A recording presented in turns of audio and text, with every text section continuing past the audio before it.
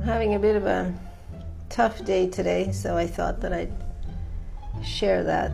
Even though I'm the person who initiated the divorce, I'm feeling some jealousy because my ex is really out there working it. Not necessarily that he's looking for a girlfriend, but he's definitely working on building his social network. And that includes women.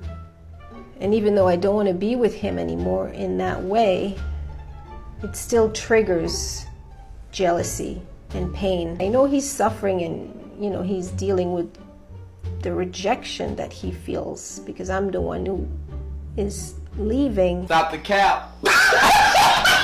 Before we go any further, let me share the comment of the day. Mr. Incognito was yesterday's winner, and he kindly said, double it and pass it on to the next guy.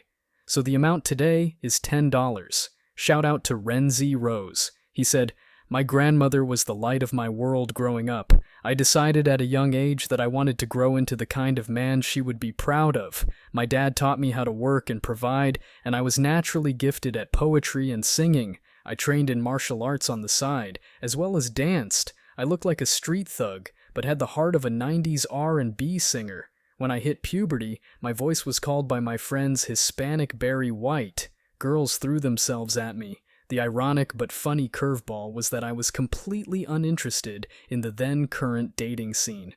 I continued to work on perfecting my craft while avoiding all the headaches. I got my own place right out of high school and then turned my eye to marriage. I met an extremely traditional-minded woman, and we got married that season, much to the chagrin of the girls I grew up with. We are still married to this day, with all the excitement and butterflies that come with a youthful romance. We have raised our children the same way, and crazy enough, they are very much experiencing the same thing I did.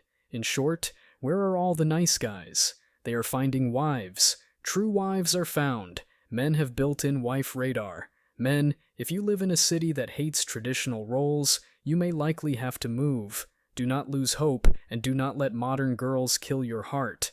My sons are enjoying the same fulfillment I did. They, and my daughters, have the pick of the litter. They are swimming in options. Like the creator of this channel always says, I wish you tremendous fortune. Well said, brother. Beautiful message. Please don't forget to reach out to us by email to claim your $10, or you can also double it and pass it on. As usual, guys, I'll pick one comment from each video. It may be the funniest, the most liked, or one that touched me, so don't forget to leave a comment, and you may be our next winner. Make sure to hit the like and subscribe buttons too, as it helps a lot. Now back to the video.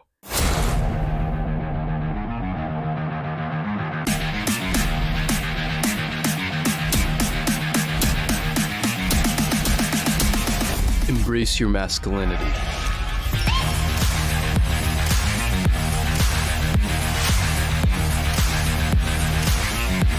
Down in your face as I walked out that door. That's when I lost it. So, here we have another prime example of modern culture. Going through a divorce? Heartbroken? What's the first instinct? Ah yes, grab your phone and post it on TikTok for millions to see. Because apparently, nothing screams healing and processing emotions like fishing for sympathy on social media. Alright, let's roll out the red carpet and take a closer look at this melodrama that is modern-day coping. Here we are, the 21st century, where turning to TikTok to air out your personal tragedies is apparently the norm. Going through a divorce? Distraught? Grab your phone, find that perfect angle in your car, and ensure you capture every teardrop for the world to see. Never mind personal healing, therapy, or intimate heart-to-hearts with close friends and family. Today, it seems emotional recovery is directly proportional to the number of likes and sympathy comments you receive. But let's talk about divorce for a second. It's an agonizing process, no doubt. Historically, it has taken a toll on both men and women. Yet, in this age of grass is always greener on the other side, many women don't think twice about leaving their marriages without even trying every possible avenue to mend the relationship. The societal narrative often supports the woman, placing her as the victim without considering the other half of the story. Even post-divorce, women generally find a network of support. Friends, therapists, and ironically, sometimes even the ex-husband's family rally around her, offering sympathy and understanding. Meanwhile, the man? He's often left to cope in silence. Society expects him to man up, swallow the pain, and move on without so much as a whimper. Where's his support network, the societal empathy, the friends and family rallying by his side? So, to our teary TikToker, while I genuinely empathize with the pain of divorce, I must say the real world is outside that car and beyond that camera lens. Healing begins in the private, sacred space of self-reflection, not in the public domain of social media. This next clip best demonstrates my point earlier on how women going through divorce have it easier. Let's take a look.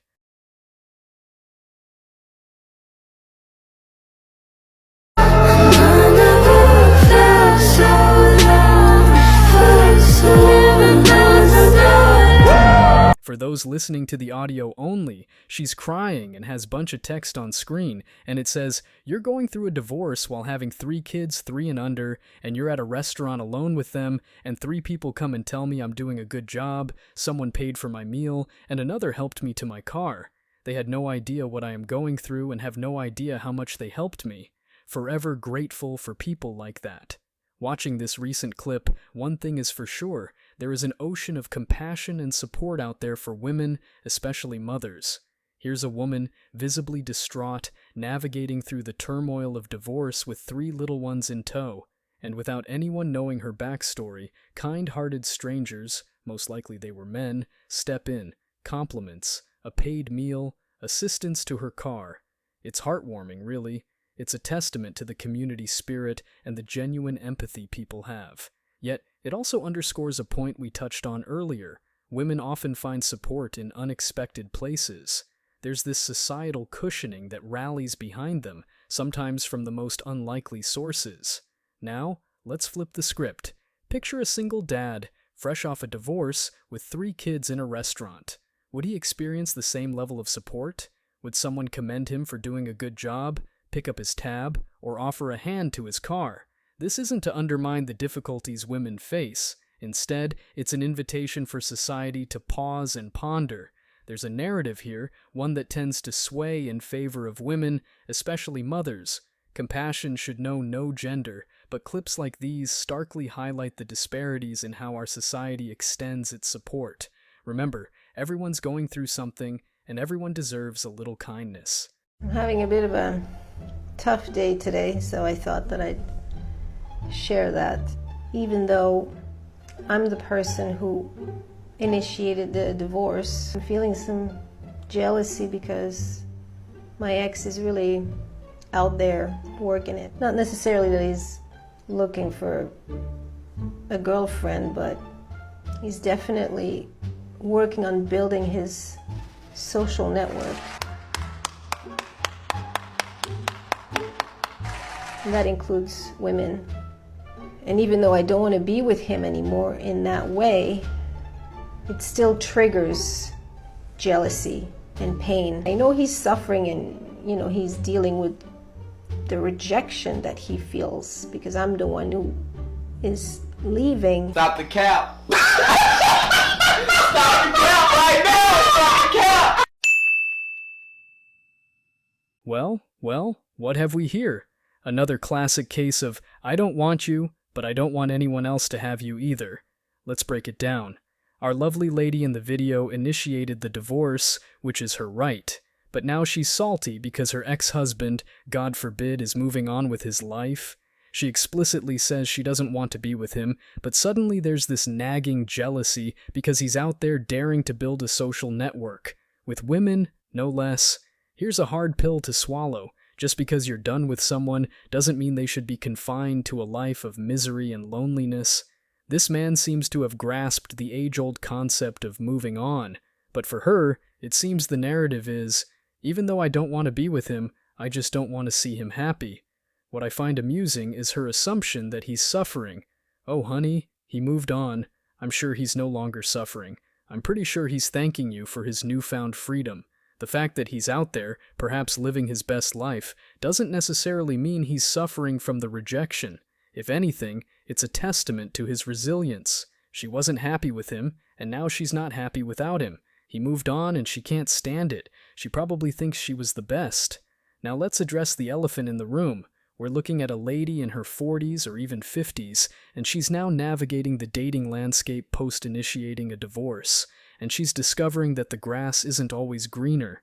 She probably had an image in her mind: divorce him, and then watch as he wallows in sorrow, forever regretting losing such a catch. Instead, he's out there thriving, and she's sitting here, reminiscing, and probably regretting. Many women, after a divorce, find out that dating isn't all it's cracked up to be. On the other side of that marriage certificate, it can be a harsh reality check, and when they see their ex-husband moving onward and upward, the bitterness sets in. Despite walking away with assets, or even the kids in some cases, it stings to see their former partner succeed without them. It's a reality check many aren't prepared for. It sounds to me like this gentleman is doing perfectly fine. All this narrative she's built up in her head to somehow still be the center of his world, it's likely just that, a narrative. Odds are, he's out there having the time of his life, enjoying his freedom. He's probably realized that there's more to life than being tethered to a relationship that doesn't serve him. In the end, my heart doesn't exactly bleed for her. Sometimes, you have to face the consequences of your choices. You chose to let him go, now watch him soar. If that's a tough pill to swallow, maybe it's time for some introspection.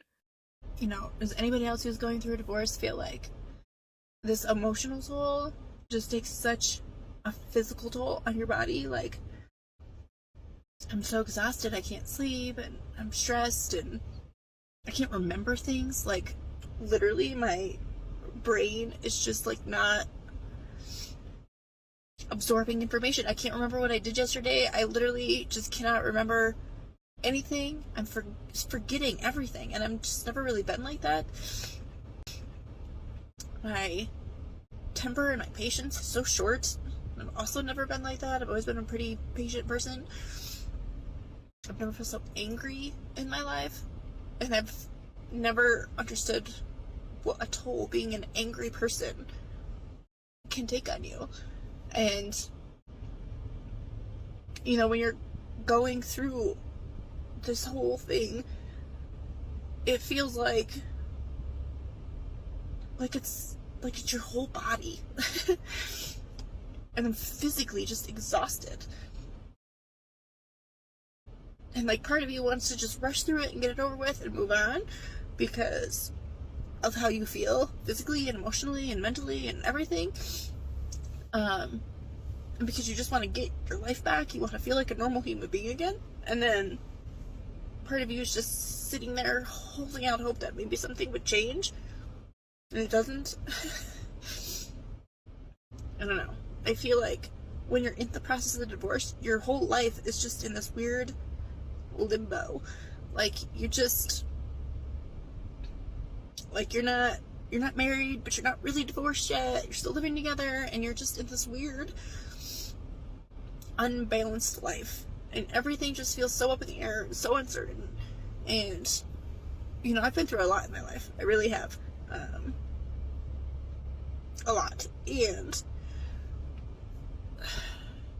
I think the hardest part for me is that a lot of the things that have happened in my life, I've had no control over. They weren't my choices. They were just sort of things that happened around me or to me or whatever. And because this was my choice, sometimes I feel like, what the frick am I doing to myself? Like, is this going to be worth it in the long run for me and my kids? I hope it is. I hope it's the right choice. But I've never, put myself in a position to be this physically and emotionally stressed. And I feel like, even though this still was my choice, I feel like I still just have no control.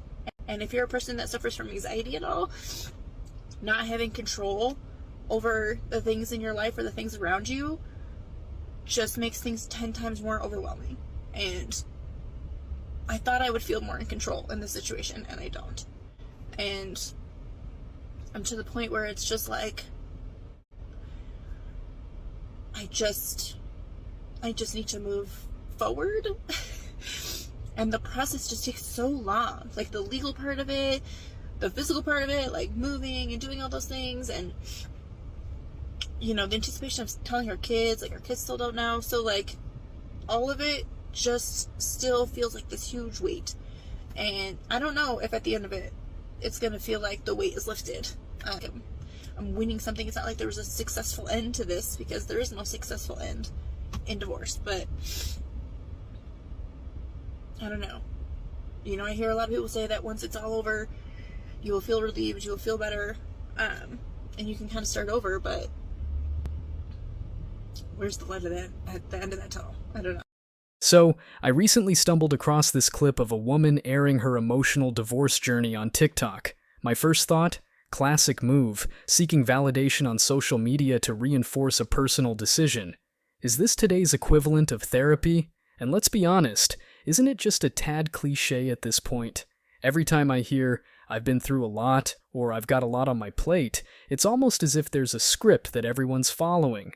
Now, I've seen countless videos of women lamenting their past relationships, hinting at abuse, and detailing their overflowing emotional plates. But here's the kicker. Why get married to someone hoping they'd change down the line? That's like buying a cat and hoping it'll bark one day. It's not just unrealistic, it's borderline delusional. Speaking of delusions, her claim, "I've never been an angry person." Really? Relationships, especially ones heading to Splitsville, usually have a pressure release valve. Someone's absorbing that anger, and my guess? Her husband took the brunt of it when they were together. The most concerning red flag in this entire teary confession? The glaring absence of accountability. While she paints this picture of feeling out of control and overwhelmed, she conveniently glosses over any responsibility for the situation. Dive a little deeper, and the assumptions start to roll in. Perhaps her partner felt underappreciated, constantly under scrutiny, nagged at every turn. Maybe he grew distant after feeling like affection was just a tool to be wielded against him. But instead of opening a channel of communication with the one person she should be talking to, she airs her grievances to anyone who'd listen. Everyone, that is, except the man in question. A tragic end to this tale? After making life-altering decisions, potentially destroying the emotional fabric of her family, and possibly indulging in escapades she'd rather forget, she's hit with the cold, hard slap of reality. And what does she do? Seek sympathy from the faceless masses on TikTok. You know what? I feel for the kids caught in this emotional whirlwind. As for her, every tear she sheds, she's earned. Accountability starts with introspection, not a search for online validation. Thank you so much for watching. If you found value in this video, hit the like and subscribe buttons, ring the notification bell so you don't miss out on future uploads, drop a comment, and share it. See you in the next video, guys. Till next time.